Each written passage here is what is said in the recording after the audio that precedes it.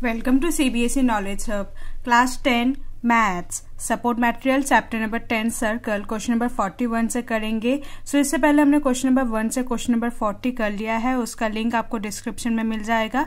साथ ही साथ और भी सारे चैप्टर्स के सपोर्ट मटेरियल अवेलेबल है, उसका भी लिंक आपको डिस्क्रिप्शन में मिल जाएगा। सो चलिए स्टार्ट करते हैं क्वेश्चन नंबर 41 से। Question number 41, in the given figure two circles touch each other at the point C. तो देखो दो सर्कल है, फिगर गिवन है, एक सर्कल है ए एंड दूसरा सर्कल है बी, एंड इसका जो कॉमन टेंजेंट है which is C T, and जो यहाँ पर इंटरसेक्ट करेगा वो पॉइंट है आपका सी।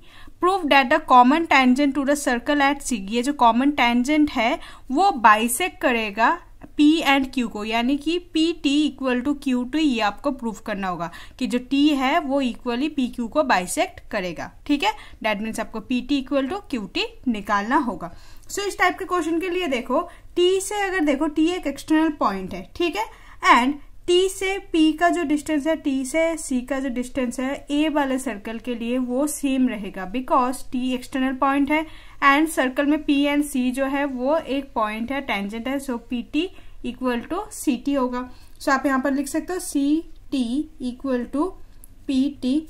ठीक है, सिमिलरली टी एक्सटर्नल पॉइंट है बी वाले सर्कल के लिए भी, तो B C T C and T Q वो भी इक्वल होगा। सो आप लिख सकते हो C T equal to Q T. ठीक है, रीजन आप मेंशन करोगे कि the length of tangents drawn from an external point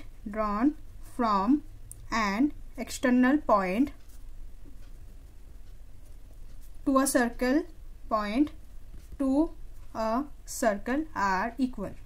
ठीक है, आपको थ्योरम हमेशा मेंशन करके आना होगा, तभी आपको मार्क्स मिलेगा। ओके, सो इसे आप इक्वेशन 1 मेंशन कर दो एंड इसे equation number 2। So from 1 and 2, अब देखो C T left hand side में है, तो अगर ये दो इक्वल है तो ये दो भी ऑटोमेटिकली इक्वल होगा। सो फ्रॉम 1 एंड 2 आप बोल सकते हो पी टी जो है वो इक्वल होगा क्यू टी के। आपको यही प्रूफ करना था ना कि पी टी जो है इक्वल है क्यू टी के, तभी तो ये बाइसेक्ट करेगा। सो लास्ट में लिख दोगे hence the common tangent to the circle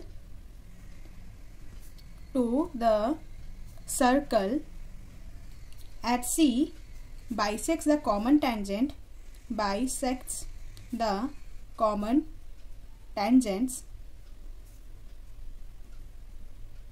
common tangent क्या है आपका C T, so common tangent P Q at T.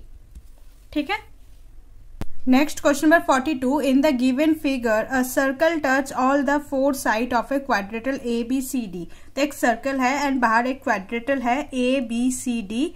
If A B equal to 6 centimetre, यानी कि ए से जो बी का डिस्टेंस है वो है 6 centimetre, B C equal to 9 centimetre, so this one is 9 centimetre, and C D जो है वो आपका 8 सेंटीमीटर है। सो सी डी जो है वो आपका 8 सेंटीमीटर है। ठीक है, so find the length of A D, आपको ए डी का लेंथ आपको निकालना होगा। सो पहले जो सर्कल का जो पॉइंट जहां पर ये मीट करेगा इसका कुछ नाम दे देते हैं। सो लेट इसे पी नाम दे दे, इसे Q R and S, P Q R S. Okay, now आप फिगर से देख सकते हो कि ए जो है एक्सटर्नल पॉइंट है and A P and A Q equal होगा, बिकॉज ये टेंजेंट है सर्कल के। So A P equal to A Q. Similarly B Q equal to B R होगा, so B Q equal to B R. Similarly जो C are है वो C S के equal होगा, C R equal to C S, and D S जो है equal होगा D P के। So D S equal to D P. Again सबके लिए थ्योरम सेम ही रहेगा, तो सेम थ्योरम लिख लेते हैं। The length of tangent drawn from an external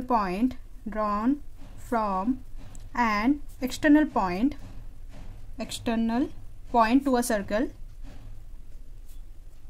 are equal. ठीक है, सो आपको ये थ्योरम हमेशा मेंशन करके आना है। सो ये जो है ये थ्योरम बहुत ही इंपॉर्टेंट है, तो आपको लर्न भी हो जाएगा लिखते लिखते। ठीक है, सो आगे देखो, अब देखो ऑपोजिट साइड जो है ए डी और बी सी, इसका जो सम होगा वो इक्वल होगा A B and D C के, वो हम अभी प्रूफ करेंगे। ठीक है, अब देखो ए डी किस किस से बना है, ए पी एंड पी डी से। सो आप ए डी की जगह लिख सकते हो AP प्लस DP, ठीक है, plus BC।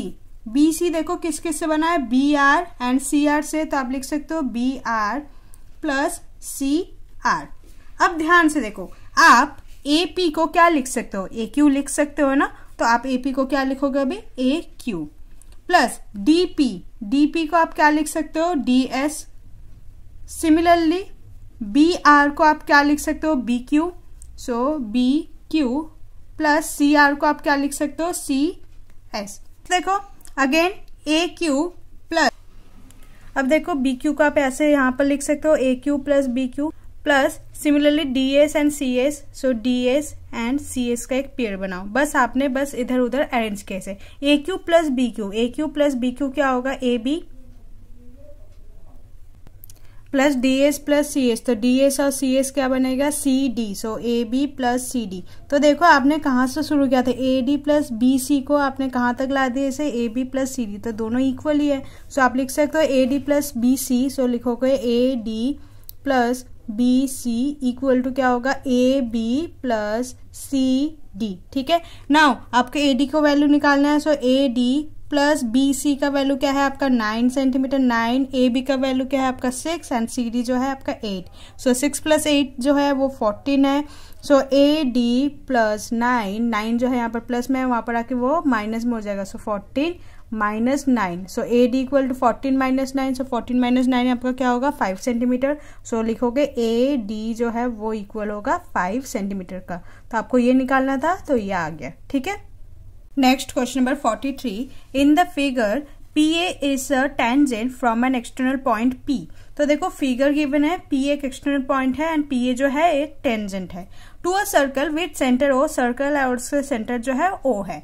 If angle POB equal to 115 degree, POB ये जो एंगल है ये 115 डिग्री का है, देन फाइंड एंगल APO, आपको ये वाला एंगल आपको निकालना होगा, ठीक है। सो पहले तो देख लो, जो एंगल A है ये 90 डिग्री होगा, एंगल जो PAO है वो 90 डिग्री होगा, तो आप लिख सकते हो कि angle PAO equal to 90 degree, because PA जो है टेंजेंट है एंड OA जो है रेडियस है, and radius is always perpendicular to tangent, तो रीजन मेंशन कर दो, radius is perpendicular to tangent, okay.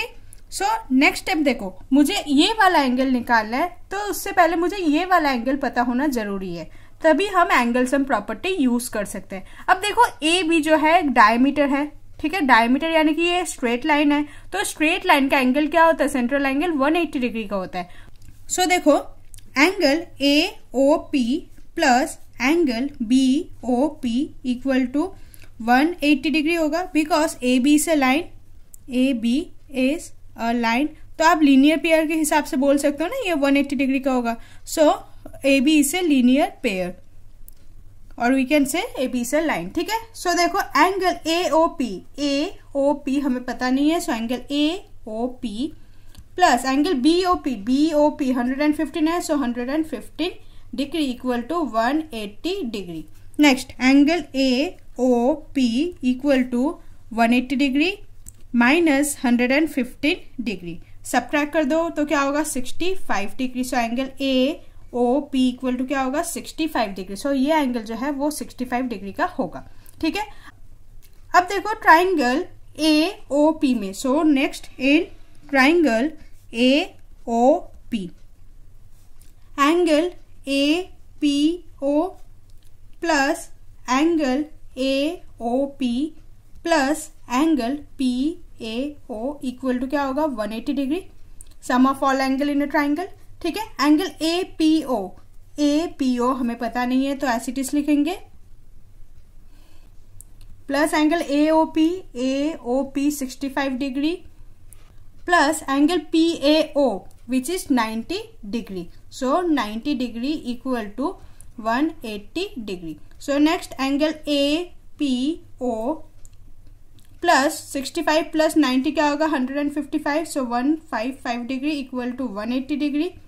Next angle APO equal to 180 degree plus 155 है, यहाँ पर आके ये माइनस हो जाएगा, माइनस 155 डिग्री, सबट्रैक्ट कर दो तो क्या होगा 25 degree. So angle P O equal to क्या होगा 25 डिग्री। ठीक है, सो आपको एंगल पी निकालना था विच इज 25 डिग्री। ओके, सो अभी हम क्वेश्चन नंबर 43 तक करेंगे। क्वेश्चन नंबर 44 से हम नेक्स्ट वीडियो में कंटिन्यू करेंगे। अगर आपको कोई डाउट है तो कमेंट सेक्शन में पूछ लीजिएगा। Hope you like this video.